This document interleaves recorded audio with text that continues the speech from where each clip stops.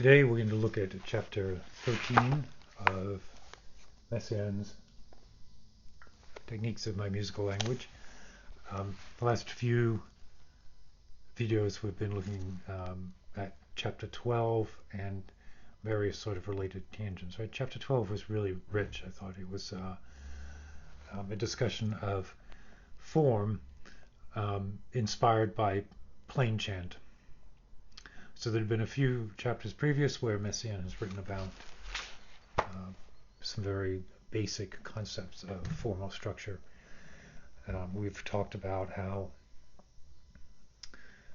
as a composer, Messiaen is particularly interested in binary and ternary forms and the idea of juxtaposed blocks of musical material that are repeated, and in the repetitions the material is transformed harmonically or melodically, but structurally come to the conclusion that Messiaen is not an adventurous composer when it comes to form. He's looking for something that allows him to explore the resonance of harmony and the resonance of melody. It's as if the simplicity of the form is there so that the temporal complexity, the patterns that evolve rhythmically with the combination of melody, melodic evolution, augmentation, and diminution, that this is where Messiaen is really placing his compositional emphasis. So let me just start in with the text, and we'll go from there. Chapter 13. Notes ajoutées, added notes. À l'avènement de Claude Debussy, on a parlé d'appoggiatura sans résolution, de notes de passage sans aboutissement. So for those of you who are new to the channel, I have set myself the task of reading in my poor French, the original, and then struggling through a translation of the text. So right off the bat, right, with the advent of Debussy, and one talks about appoggiaturas without resolution, and note passages without resolution, without aboutissement, aboutissement, conclusion. One finds this effect in his first work, On trouvait en effet dans ses premiers œuvres, dans Pelleas et Messiaen, dans les estampes, les préludes, les images pour le piano. So Pelleas and Messiaen, of course, his great opera that Messiaen is transfixed by and refers to throughout his teaching career, in particular for this harmony of the added note. Les estampes, les préludes, les images. These are seminal pieces for the piano that Debussy wrote. I have recently studied the first book of Images, and while I was studying that, I learned from my teacher that when Messiaen was playing through this music, he would dampen his piano, but he would further dampen it by placing blankets over it. So when you see a piece by Debussy where the dynamic marks may range from pianissimo to piano with an occasional burst of forte, but he really does mean a dynamic range between pianissimo and piano. It's very difficult, of course, to recreate that on a piano like this. Il s'agit de notes étrangères. Now this is Messiaen. Il s'agit de notes. He's dealing with. Il s'agit de notes. He's dealing with strange notes without any preparation or resolution, sans accent expressif particulier, qui font tranquillement partie de l'accord, changeant sa couleur, lui donnant un piment, un parfum nouveau. Lui donnant un piment. A piment is like a pimento, like a spice. Gives gives the pieces a spice, un parfum nouveau, a new perfume, sort of a trailing of unresolved harmony, but that fits within the harmony, qui font tranquillement partie de l'accord, so easily fits within the harmony, but adds a spice. Ces notes gardent un caractère d'intrusion, de supplément. L'abeille dans la fleur. So this is a great expression from Messiaen. These notes keep a character of intrusion, of supplement, of addition. L'abeille dans la fleur. L'abeille, l'abeille is the honeybee. The honeybee in the flower. These are the added notes. Soit parce qu'elle provenant, soit parce qu'elle provenant de la résonance de la fondamentale. Ce sont les notes ajoutées. So they fit, they have this resonance within the harmony while still being an intrusion because they are part of the fundamental series. So, second part, the added sixth and the augmented fourth. So, la plus usité de ces notes est la sixte ajoutée. The most useful of these notes, the most used of these notes, is the added sixth. Rameau l'a présenté. Rameau presented it, used it. Chopin, Wagner en fait usage, et aussi plusieurs auteurs d'un tempérament facile et léger, notamment Massenet et Chabrier. Debussy et Ravel l'ont définitivement installé dans le langage musical. So he's hearkening back to the just previous generation of composers, Debussy and Ravel, saying that they definitely added this. They finally added in the musical language, although you see it often in much earlier composers, Rameau, of course, hundreds of years earlier. La voici sur l'accord parfait. So here's the perfect interval.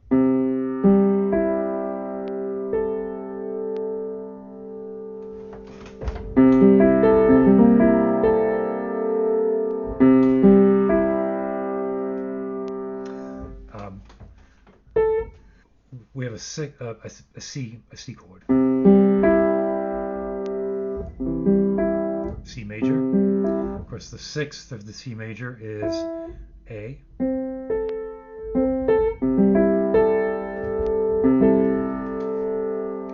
Now, sur l'accord du septième de dominante,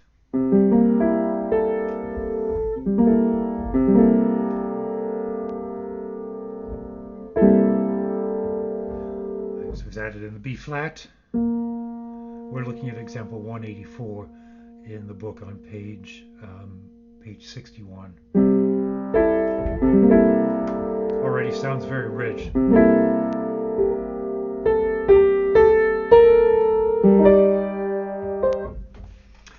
And then with the harmony of the ninth,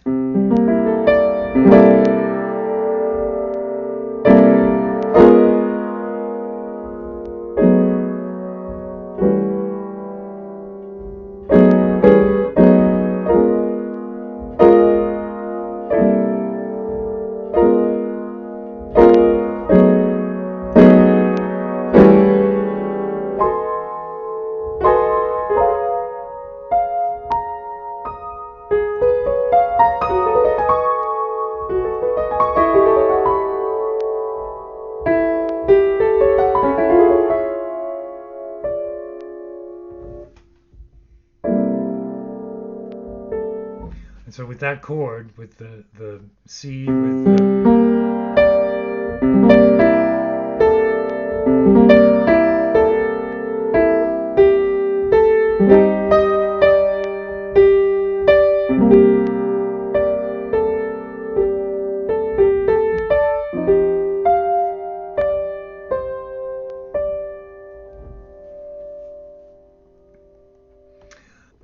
so we have the added sixth,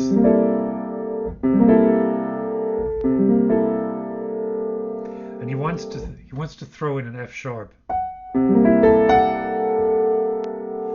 which he arrives at by returning to the overtone series. So in C,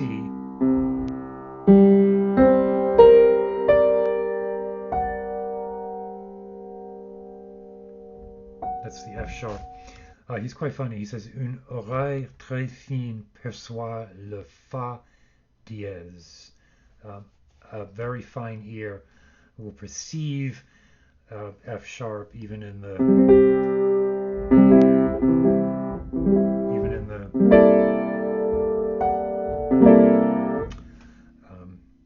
I said it's funny that a fine ear can hear. I have a terrible ear in two ways. First, I've always been a poor. I've always had poor musicianship skills. I've never.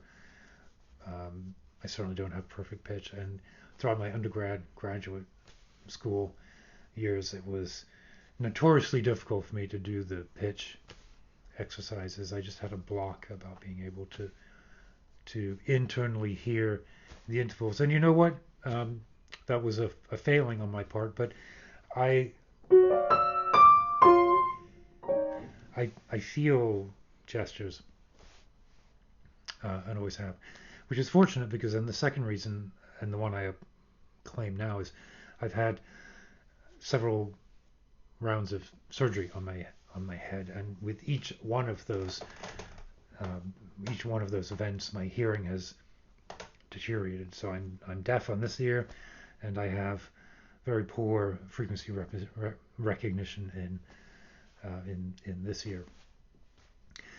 So actually, when I hear live music, performances of pieces that I know, my mind fills in the gaps. When I hear performances of music that I don't know, it's as if it's run through a distortion pedal and a number of filters. When I first came back from the surgery and played the piano, I sat down and I touched a note. Now, I hear that as a piano note right now, but I didn't when I first sat down. I heard it, I guess, if it was an AM radio, transistor radio receiver that was then further filtered and distorted. It was really quite upsetting. It felt the same, but it sounded totally different. And then, you know what, over the course of just a couple of days, my brain filled in. I mean, it's one of the most unusual phenomena that I've experienced in my life, is that I know that what I'm hearing is not what I'm receiving. My brain is working overtime to recreate that sound. When I first meet someone and they speak to me, you always have a lisp because of the frequency damage. Always a lisp. That goes away after a couple of hours of hearing people talk. My brain constructs that and filters out the lisp. So what else are we hearing or seeing that isn't real? Or what is real? Real is the mix of the sense and the object. It's interesting. So this is the chord he wants, is the added 6 with the F sharp.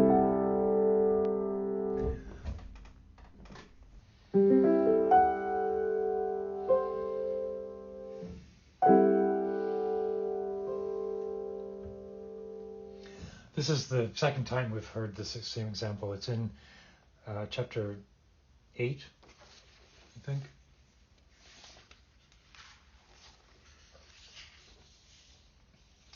Yeah, chapter 8, example 71.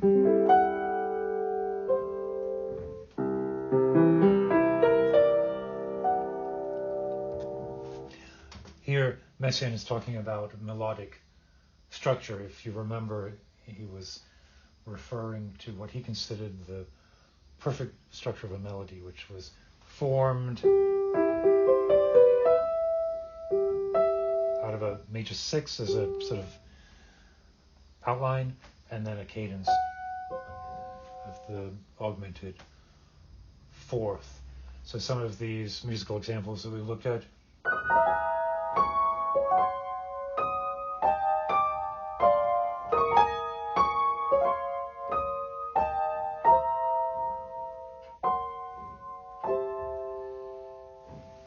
This was an interesting chapter because he talked about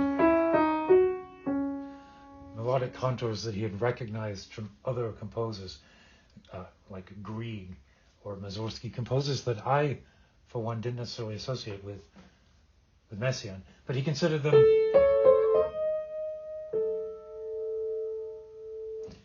as practitioners of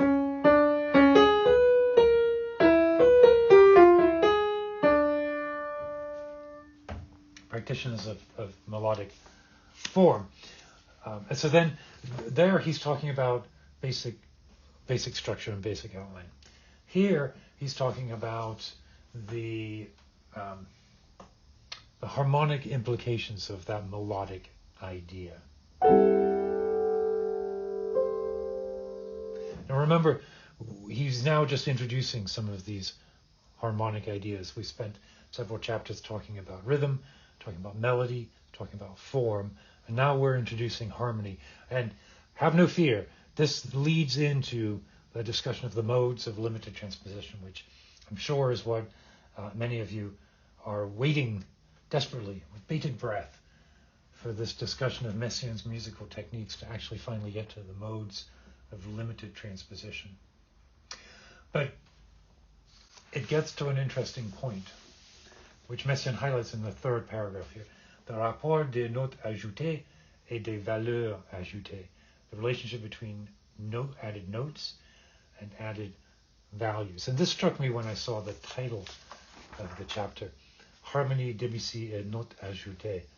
Ajouté is the same word that he uses when he's talking about the different processes of metrical augmentation, diminution, addition, subtraction that lead to his patterning, his canonical rhythmic patterning. And we talked way back even then about there's a horizontal structure that is this metrical value of prime number pulses organized and then manipulated. It rests underneath the formal structures, which is why I think what we were talking about earlier about Messiaen's formal approach is not innovative. It doesn't need to be. It's a placeholder. Don't take that word the wrong way. There's nothing trivial about it. It holds the place. It creates the space for these processes to unfold and to refer back to each other. So we have the horizontal of the metrical and then the vertical of the harmony. And he says, le rapport des notes ajoutées aux accords, the added notes of the harmony, et des valeurs ajoutées au rythme, and the added values of the rhythm, nous frappe. Frappe is to hit. The relationship between the added notes of the harmony and the added values of the rhythm strike us. Le même charme, so the charm. He talks about this ravissement, the ravishing charm of the non-retrogradable rhythms that hold place and focus in on a central unmoving. It's the core of Messiaen's mystical confirmation in the music. I don't know how else to say it. That the reason that the study of this music is so profound is that it is such an immediate use case of how music can pull us into a position that is beyond the mundane. It points to the non-material because it includes the non-material in its structure. That, at least, I think, is how Messiaen intended it, and it's how I think of it. And this is in Tantinet perverse. Tantinet is, I think, a tiny piece, a morsel. A tantinet perverse, a little bit perverse. You talk about this, the spice, the bumblebee and the flower, a little bit perverse, just a little bit off kilter. And the combination of the vertical off kilter and the horizontal is the core of the music. So now we have some examples. And he starts, en tête de ce paragraphe, je veux inscrire ces deux accords de Pelleas. At the start of this paragraph, I want to write or include these two harmonies from Pelleas, Debussy's Pelleas.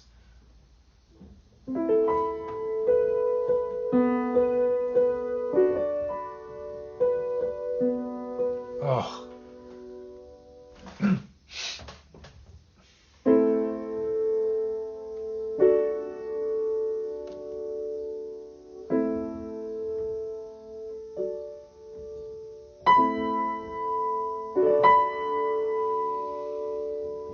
That is one of those unresolved appoggiaturas.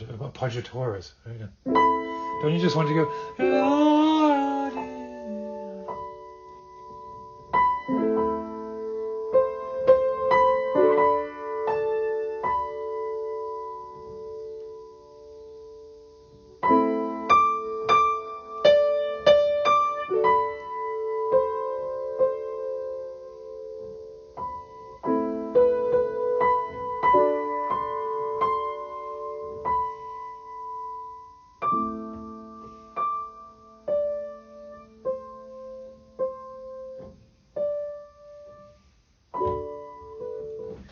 That is so fucking beautiful. I could just spend the rest of the night.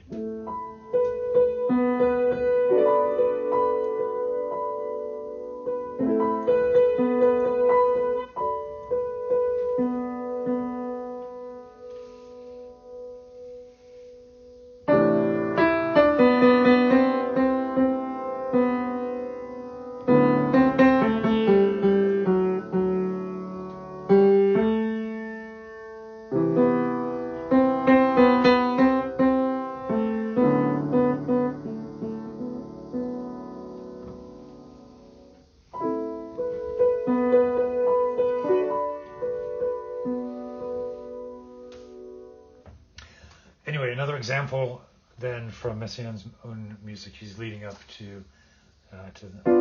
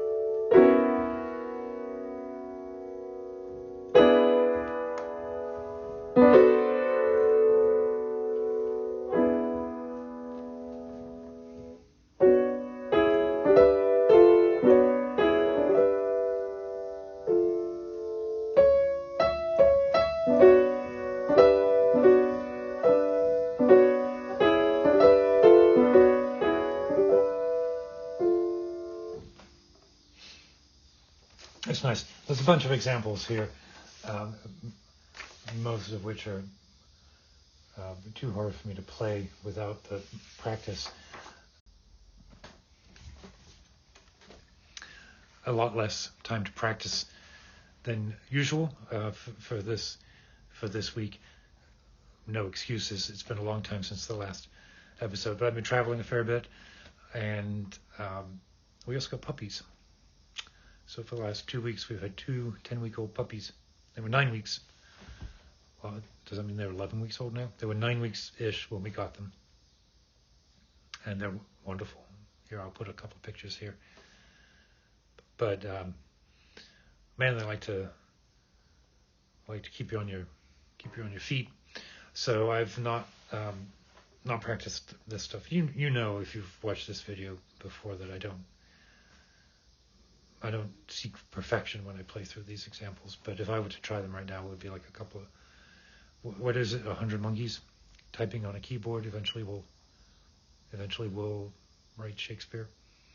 If I were to bang away for the next few hours, I'm sure I could get enough of the right notes to be able to put something together. But I think the point has gotten across with the examples that I have played. Those puppies are fucking cute, though. Oh my god, my wonderful old dog died earlier in the year, and that was very sad. That my Reggie was a special dog. These other two dogs, Baron and Isildur, are brothers from the same litter. We think they're Australian sheepdogs, Australian cattle dogs, but they're rescue dogs. We don't know much about them, except that they're cute as fuck.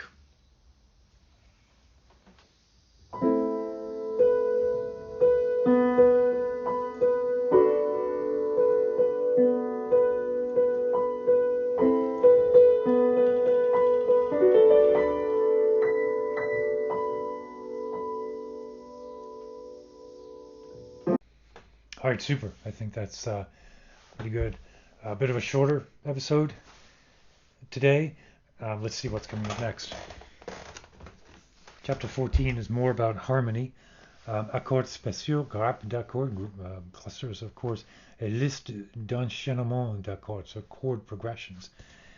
I'm looking forward to that. Messiaen, of course, has these beautiful, thinking in particular of sections in the Van Regard or in the quartet. These sort of ethereal chord progressions move up and down the piano. So we'll be talking about that next. And you know what? I think what I'm going to do in that episode coming up is really go back to the practice tutorial. If you remember earlier, I was taking some of these ideas and working them out in a short etude. And I kind of stopped doing that in the formal sections. But I think maybe it's time to revisit that and spend some time taking apart the melodic and rhythmic ideas that I'd put together in that early etude. In fact, maybe I'll do this as homework before the next video, is break that up into a plain chant form, perhaps the Alleluia form, and have that built out short. I still will keep it under 20 or 30 measures, but just as an example. And then once we've gone through some of these chord progressions, I'll further scrutinize what I've done and see if there's some place where I can, where I can add in some stylistically appropriate chord progressions. Anyway, thank you for listening. Please do sign up, subscribe, and all that stuff. Also, check out my other channel where I am focused on the meditation practice videos that used to be included in this music channel, but it was all getting just a bit much to keep track of. So I split off a second channel. I'll put that in the link. And by all accounts, if the sort of meditative, conceptual, spiritual side of these videos about Messiaen or my other music vibe with you, check out that other channel.